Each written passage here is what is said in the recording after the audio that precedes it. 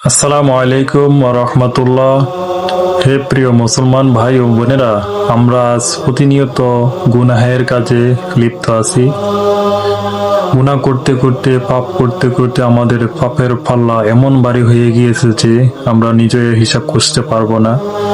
তাই বন্ধুরা, সচেতন হন, সতর্ক হন। যে পাপের কারণে আমরা দুনিয়াতে অনেক শাস্তির সম্মুখীন হব।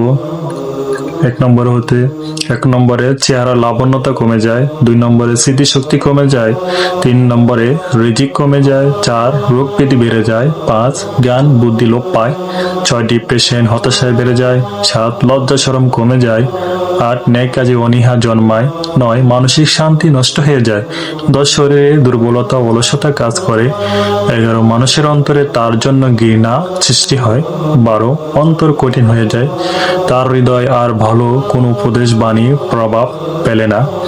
এগুলো হলো কিছু দুনিয়ার শাস্তি। পরকালে তো শাস্তি নির্ধারিত আছে। তাই আমরা সামনের দিকে, পিছনের দিকে না তাকিয়ে সামনের দিকে আমরা তওবা করে আল্লাহর কাছে ফিরে আসি, তাহলে আল্লাহ তাআলা আমাদেরকে মাফ করে দিবেন। আগের পূর্বের যে গুনাহগুলো করেছি আমরা, সেগুলো থেকে আল্লাহর কাছে মাপ চেয়ে নিই। এখনো সময় আছে। হাই মুসলমান, সতর্ক হন, সচেতন হন, নেক কাজ করুন, আল্লাহ খুশি হবেন।